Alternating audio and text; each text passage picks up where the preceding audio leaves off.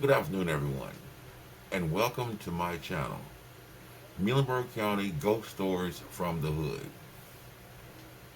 I designed this channel basically to share my stories with you all and at the same time to have you all share yours with mine.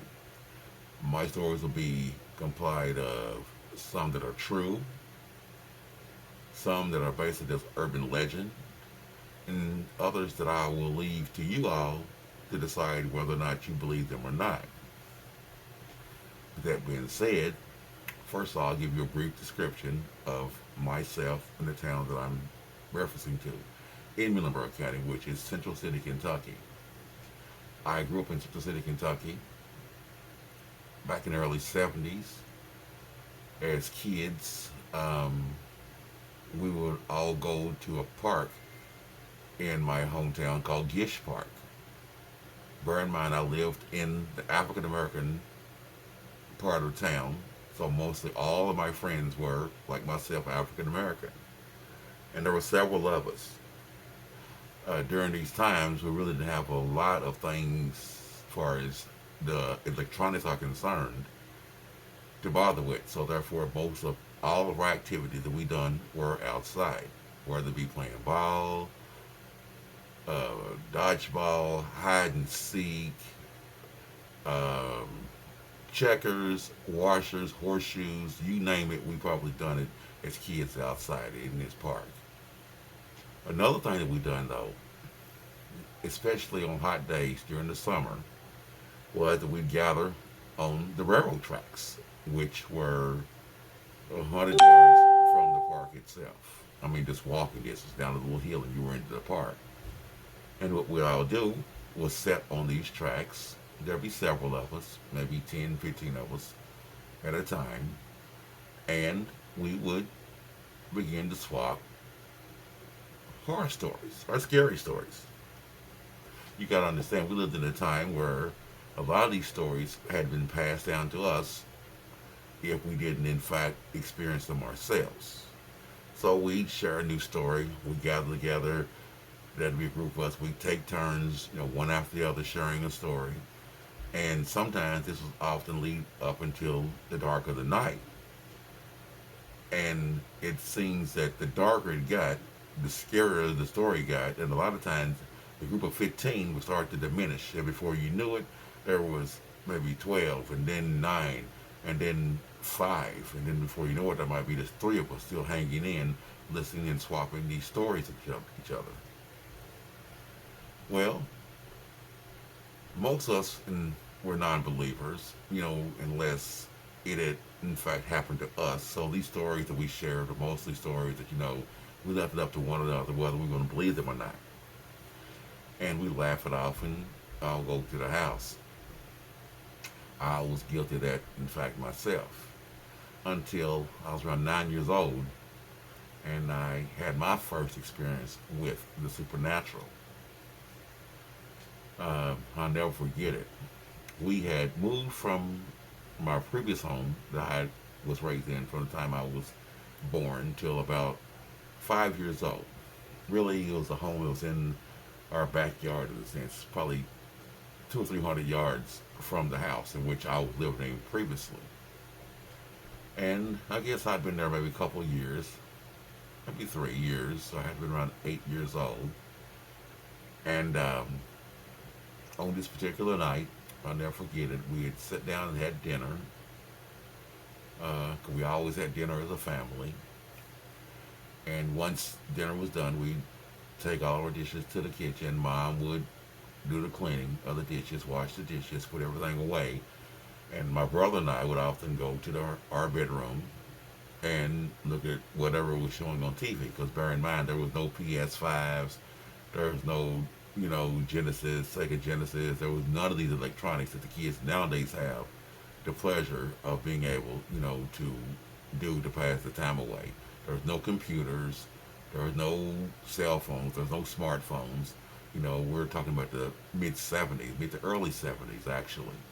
And our only entertainment we had was the television. And the cable really hadn't came around to my town yet, as far as Comcast or any of these big cable operations, so Basically, we get an antenna, and whatever the antenna allows you to get is what you got. And we sit around the house and watch TV. I do recall my dad at times he'd watch Sanford and Son. He would laugh. I was really too young to understand the humor of Sanford and Son during these times, So a lot of times my brother and I, found this to be boring, and we just go off to our room and play with our army men or some of the things that we did have around the house to play with. We throw a ball up against the wall, just kid things to pass the time away. Well, on this particular night, if my memory is correct, I think it was like a Tuesday night. It had been raining earlier outside, so the rain had been coming down hard at times, and we had the roof. It was a rugged roof, but you could still hear the raindrops hitting it rather hard. And actually was soothing at times, especially late at night when you may be trying to go to sleep and it would rain and the raindrops would hit on top of the ceiling and everything. You hear these raindrops and you just drift away, and before you know it, it was daylight. It's time to get up. Well, a particular night, I think the rain had started to diminish some, and we had done finished eating our dinner. Mom was in the living room. No, she's in her bedroom.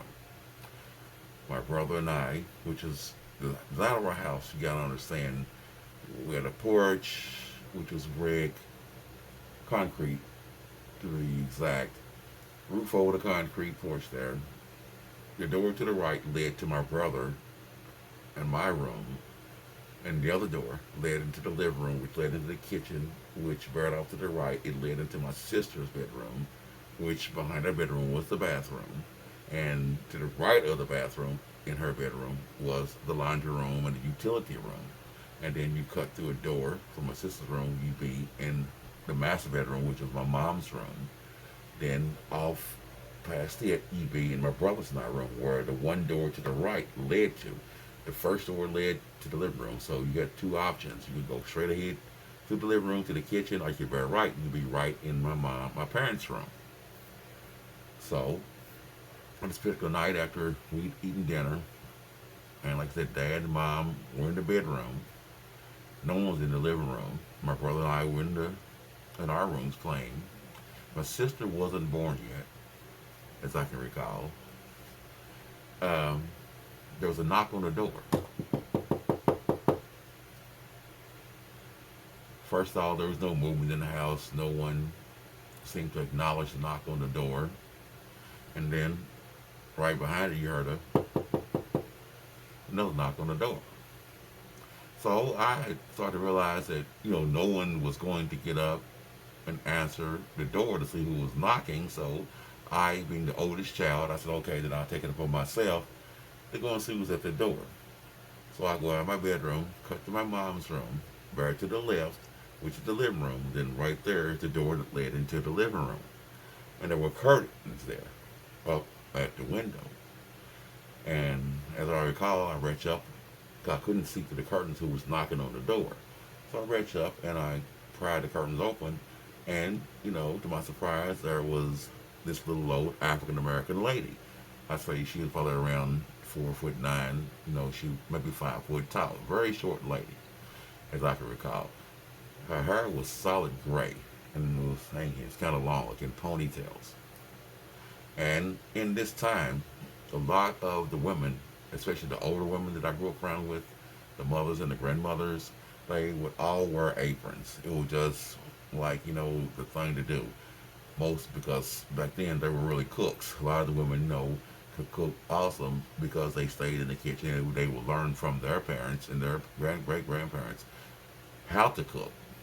So it was just natural to see a lady, a woman, in her apron. What wasn't natural was the time of night, which, as I can recall, was around 8 p.m. or so at night, when this woman come knocking at our door with this apron on. As I can recall, it was a checkered apron. It was lighter colored blue. I see it just like it was yesterday. And she was all up on the window just knocking.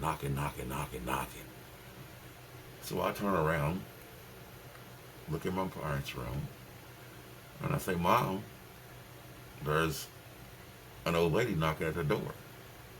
And she says, well, who is it? And I say, Mama, I don't know. Who is it? I've never seen this one before in my life. All I know is she's all up on the door knocking, and she, you know, obviously wants someone here. So hesitantly, no, Mom, she was a kind of high spirited woman, to say the least. You know, great, beautiful person, awesome cook, awesome mom, bleeding discipline, to the fullest.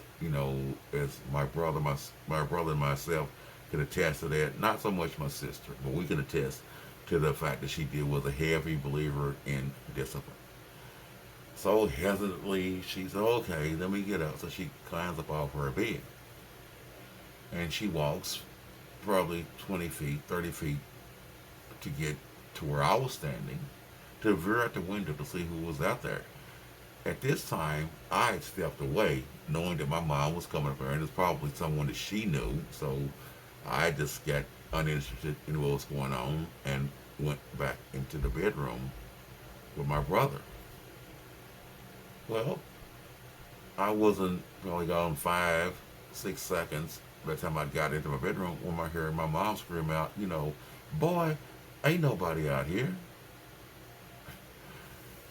So I stopped in my tracks, just dead in my tracks, just, astonished because I know that 10 seconds earlier there was a little old lady that I know had to be easily in her mid 80s knocking on our door, actually banging on our door. So I know that, logically there was no way that she could have left our porch, which was a pretty nice sized porch, and got out of my mom's sight that quickly. So I immediately reverse pivot and went to where mom was and looked out the window with her, and to our relief, there was no one there. It's like she had just vanished. So, still being skeptical about what was going on, which my mom was, she got a flashlight and asked me to come outside with her. We're going to see who this was knocking at the door, because I heard her knocking. Everyone heard her knocking. So she grabs the flashlight. We both go outside with the flashlight. We go around the house with the flashlight. We see nobody. We look through the path that leads from my house to my uncle and auntie's house, which was probably 200 yards from the house, to our house. Then we look across the railroad tracks. We see no one. We look up the driveway, gravel drive that led to our house. We see no one. And we just sat there, and I seen mom just shake her head and scratch her head, in disbelief, like, wow, I know I heard someone knocking. My son says it was an old lady knocking. But to our surprise, we never saw this old lady again. And to this day, I could not tell you who it was. But I do know as a child, it was my first experience with supernatural. And it made me, at that point, a firm believer. That's all today, folks. So I started as my first time doing this. It was my first ghost story. I hope you enjoyed it. Like I said, I plan on bringing you many, many more. And I also want to hear yours as well. So hit my channel, like, share, and subscribe to my channel. And until I see you again, stay safe and don't let the ghosts get you.